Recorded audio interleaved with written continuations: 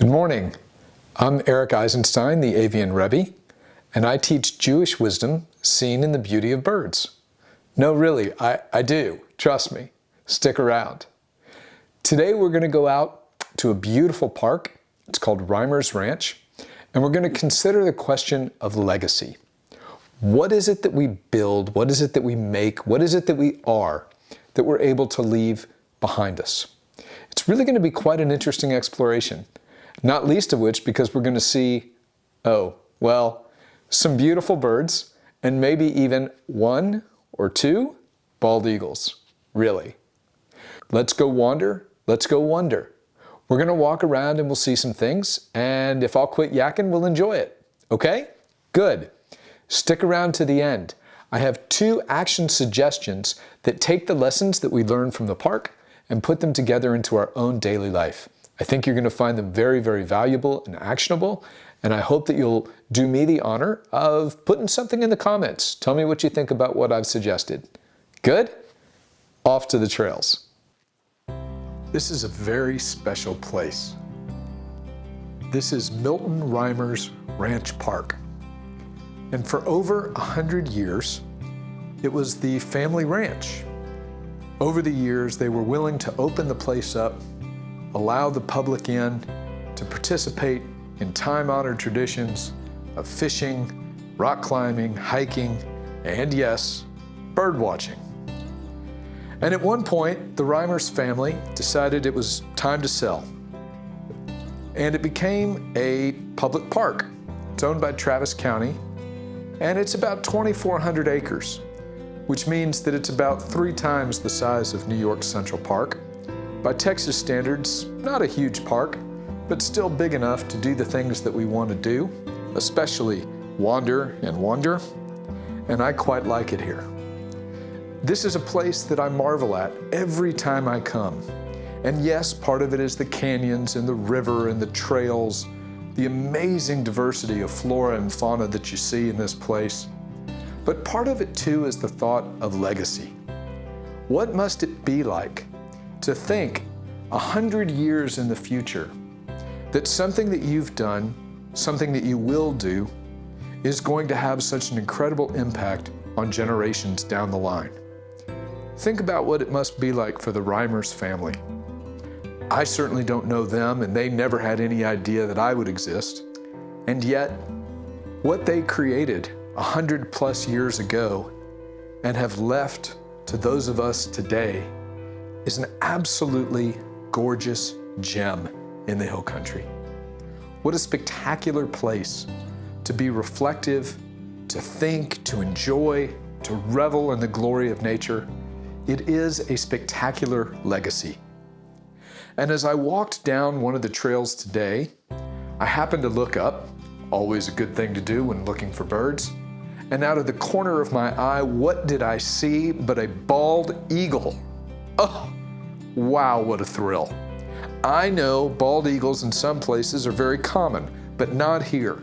And I would go on record as saying that even in the places where they're common, they're still spectacular. I don't care common. These things are just fundamentally gorgeous. And as I stood there marveling at the first one, again, out of the corner of my eye, what did I see but a second one? I couldn't believe it. Never in my life have I seen 2 bald eagles together. And I was actually so incredibly fortunate to have both of them, as they soared at such a height, decide to cross for just a moment in front of my camera. What a spectacle. And as I thought further about the eagles, one an adult and one a child, this concept of legacy, whether of Milton Reimer's or in a sense, a parent eagle teaching its child how to soar and how to hunt, all made sense. It was all of one. Okay, quick reminder, stick around until the end. That's where the action suggestions are. How do we take what we've learned from out here and put it into our own daily life? I think you're going to enjoy it. If you do, be sure to hit that little subscribe button down below. It helps me out, it helps out others as well. Okay? Okay. Out to the trails. I have recently finished reading, I can't say studying, a portion of the Talmud, a rather extensive portion actually, called Yevamot. And Yevamot, in excruciating detail, and I would say that even people who study Talmud and are Talmudic scholars would say excruciating detail, lays out all of the various rules associated with levirate marriage. What's that? Well, in ancient times, if a man and woman were married and the man died prior to them having children, the wife, the widow, would then marry her brother-in-law, and the brother-in-law and the widow would have children, such that the departed brother would have descendants who could inherit from him, who could carry on his name, who could be part of his legacy. It is, to say the least, an interesting concept in these days and times. It is obviously not something that we do and haven't for hundreds, if not thousands of years. But it is interesting nonetheless that we continue to study all of these inordinately minute details of how the process is supposed to take place. And I really question why.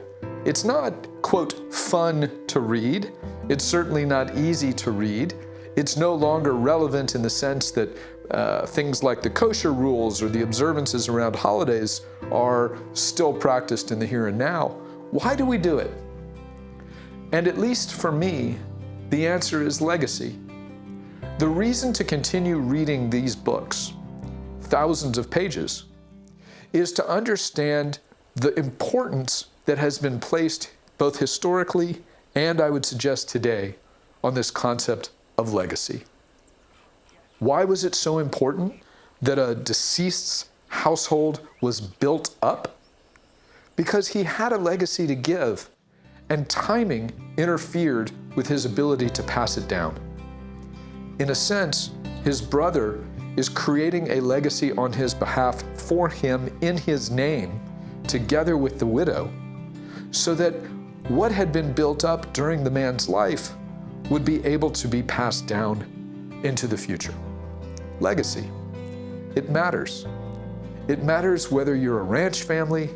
It matters whether you're an eagle. It matters whether you are living in the time of the ancient temple.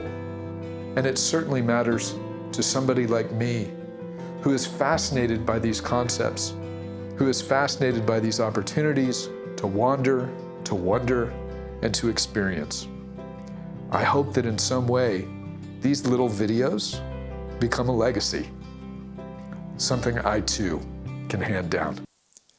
This morning, as I wandered and I wondered out in the park, I thought about two things that were really quite meaningful to me, and I've turned them into little action suggestions such that I hope that they're beneficial for you as well.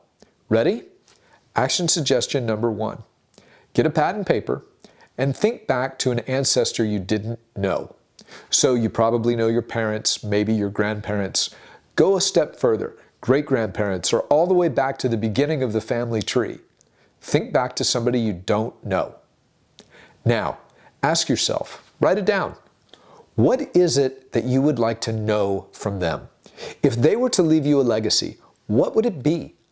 If there were a question that you could ask them, if there were a perspective that you'd like to hear, if you'd like to know what it is that concerned them, what were they thinking about, what did they care about? All of these kinds of fascinating questions of what was this person genuinely like? What constituted this person's character or their interests?